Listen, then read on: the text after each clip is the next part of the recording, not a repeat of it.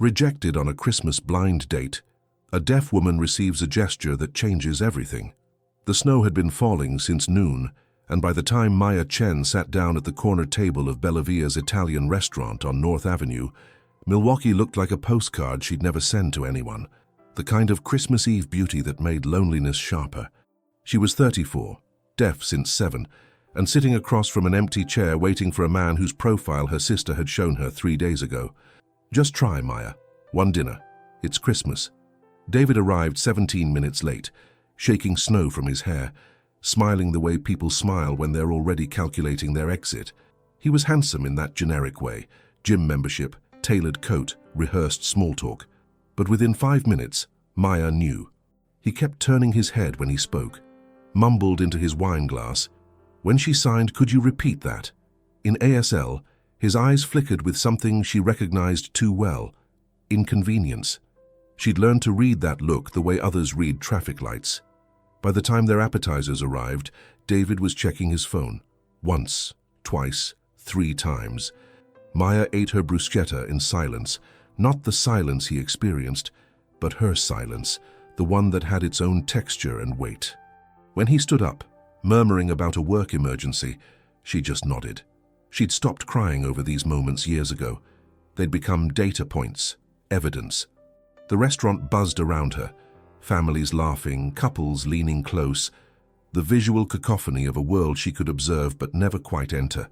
She sat alone at a table set for 2, staring at cooling gnocchi, wondering why she kept letting her sister talk her into hope. Then she felt the light touch on her elbow. 2 little girls stood beside her table. Identical twins, maybe 6 years old, wearing matching red coats with the hood still up, melting snow on their shoulders. One held a piece of paper in both hands, like it was something precious. The other watched Maya's face with enormous brown eyes. The first girl took a breath and held up the paper, written in crayon, the letters wobbling across the page. "Can I have dinner with you?" The second girl quickly lifted her own paper. "Me too?" Maya blinked, looked past them to find their parents, but saw only an elderly woman 3 tables away, grey hair, tired eyes, watching with a sad half-smile. The woman gave a small nod, as if granting permission for something she didn't quite understand. The twins waited, rocking slightly on their heels. They'd seen everything, Maya realized. Seen David leave, seen her alone, and decided to do something about it. She felt something crack open in her chest, not breaking, but opening, like a door she'd kept locked. She pulled out the empty chair, gestured to the seat beside her. The girls scrambled up, shedding their wet coats, suddenly shy now that their mission was accomplished. Maya took out her phone, typed, "What are your names?" The braver one, slightly taller with a small scar above her left eyebrow, took the phone and typed back, "Emma, she's Lily. We're twins, but I'm older." "By 3 minutes," Lily added when Emma passed her the phone, her tongue poking out as she concentrated on the keyboard. Maya smiled, typed, "I'm Maya. Are you hungry?" They nodded in unison. What started as a strange, impulsive gesture became something else. The girls ate gnocchi with their hands, got marinara sauce on their faces, and communicated with Maya through a mix of exaggerated expressions, simple notes, and the kind of unself-conscious openness that adults had forgotten how to access. They didn't ask why she was deaf, didn't treat it like a barrier, they just adapted. Emma drew pictures on napkins, a house, 2 stick figures, a dog that looked like a potato. Lily kept stealing glances at Maya's hands when she signed, trying to copy the movements. When Maya ordered them hot chocolate, they looked at each other like she'd offered them the world. Architected emotional narrative arc with character development and authentic details. Continuando a história. Preciso desenvolver. A conexão crescente entre Maya e as meninas. Revelar a situação das gêmeas. Órfãs, avó doente, risco de separação. Conflito interno de Maya sobre se envolver. Momento de clímax emocional. Conclusão realista, mas profundamente tocante. Manter o tom literário. Ritmo cinematográfico. Detalhes americanos autênticos. 40 minutes later, the elderly woman approached. Up close, she looked exhausted, the kind of tiredness that lives in bones. She signed something simple, apologetic. "Sorry, they shouldn't bother you." Maya straightened, surprised. Signed back, "You know ASL?" "A little. Learned years ago. Worked at a school." The woman's hands were stiff, unpracticed, but sincere. "I'm Rose, their grandmother." "They're not bothering me," Maya signed. Then typed on her phone so the girls could see. "They saved my night." Rose's eyes filled. She looked at her granddaughters, then back at Maya, and something in her expression made Maya's stomach drop. It was the look of someone saying goodbye. Rose sat down, took out her own phone, and over the next 20 minutes, through typed messages and broken sign language, she told Maya everything. Emma and Lily's parents, Rose's daughter and son-in-law, had died 18 months ago. Carbon monoxide leak in their apartment in Bayview. Rose had taken the girls immediately, but she was 72 with stage 3 COPD. She'd been managing barely in her small house in West Allis, but last week she'd collapsed at the grocery store. The doctors said she needed full-time care. The social worker was coming after Christmas. The girls would go into the foster system, probably be separated. Twins were hard to place together. Rose had been making calls for weeks, trying to find someone, anyone, who could take them both. But she was running out of time.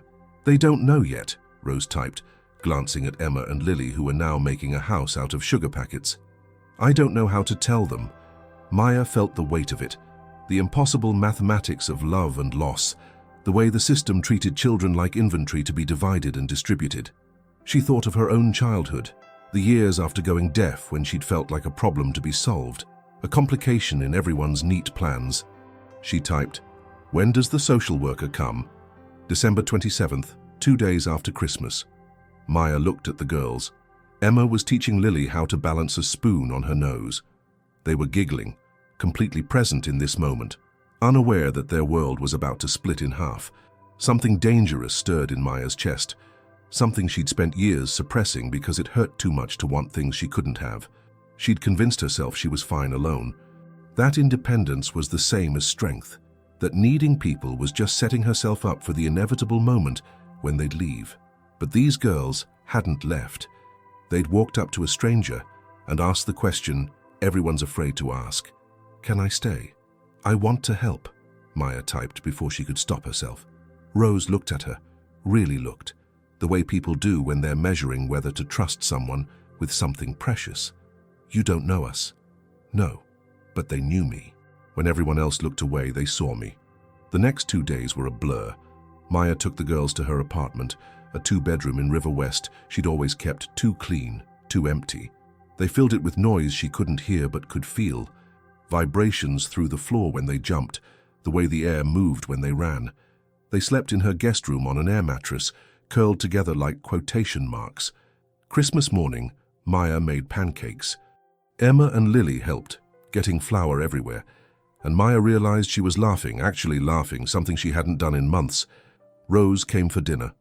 They ate ham and sweet potatoes, and the girls taught Maya a clapping game that worked entirely in rhythm she could feel through their hands.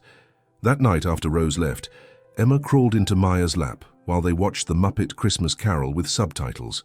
She didn't say anything, just sat there, small and warm and trusting.